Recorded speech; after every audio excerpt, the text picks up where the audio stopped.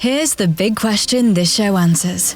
How do we leverage technology and human science to positively impact our personal and professional life? The Tech Human Experience has the answer. Here's your host, Inc. 5000 tech founder, neuroscience junkie, and Navy SEAL wannabe, Javier Guerra. Hello, my fellow tech humans. I'm at the InnoTech Austin conference today with Lary Moore.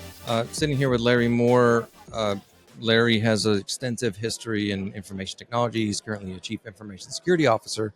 Again, we're at the InnoTech Austin conference.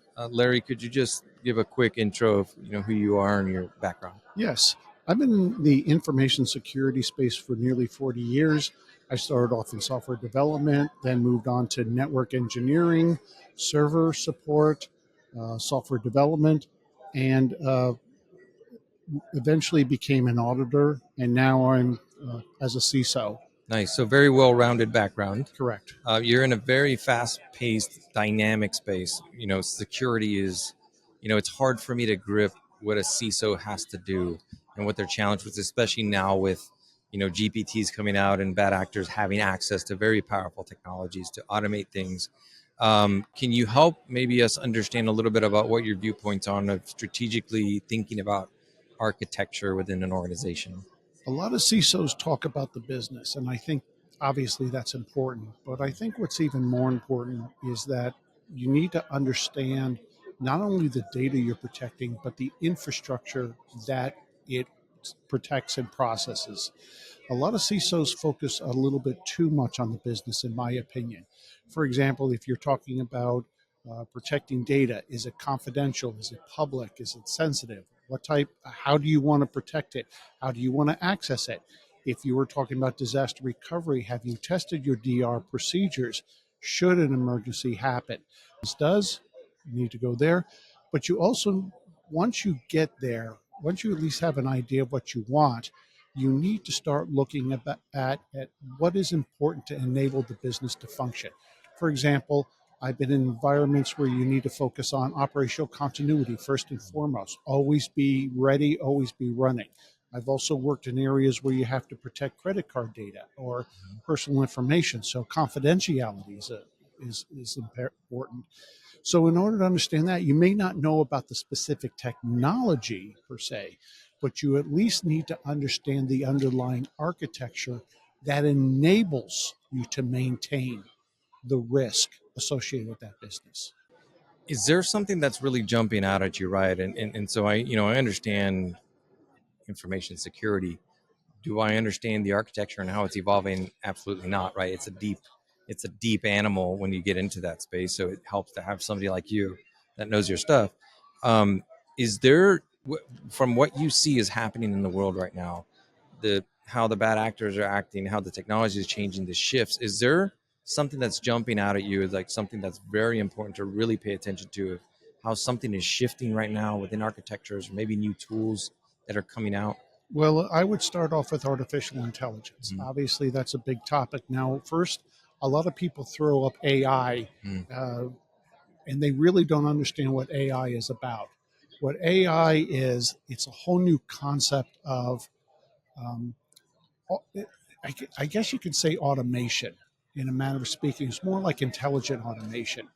But number one, how do you enable integrity, confidentiality, and availability in an AI environment? For example, if you receive an email from somebody saying, I need you to transfer X number of dollars, how do you know you can trust that person? AI can enable it to appear like it's legitimate, to appear that it's from a legitimate source.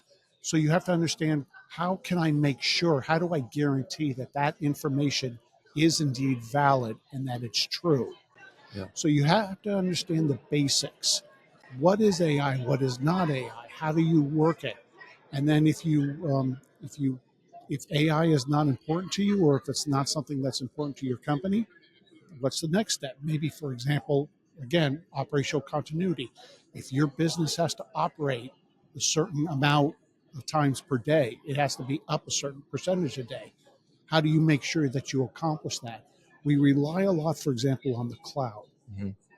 Are you sure that the cloud environment is always operational? We can't guarantee that. Anything built by people will always fail. That's a Murphy's law. fact. Murphy's law. Murphy's law. And so you have to make sure what happens if it fails or when it fails. Yeah. What do I have in place that can guarantee that I can recover quickly and move on?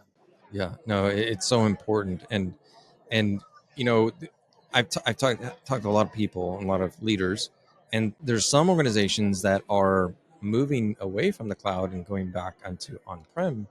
And what's your viewpoint on that? Like, can you talk a little bit about that? I know some topics are sensitive, but The advantage of being on-prem is that you have more control of your environment. And on-prem tends to be favored by a lot of larger companies because you have full control over that environment.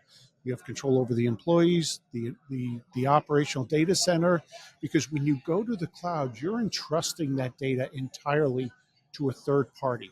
And the only thing that's really protecting you is that third party's reputation and your agreement.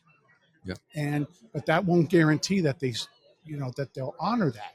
What happens if they fail? At least on prem, you can take care of those issues yourself. You have more internal control over it. So what I've the trend I'm seeing is that a lot of larger companies are tending toward to be more on-prem, and they may be on-prem in multiple locations. Smaller companies do not have the resources nor the personnel to maintain the hardware, the software, the environments, the environmental issues. So they'll send that to a cloud to take care of it for them.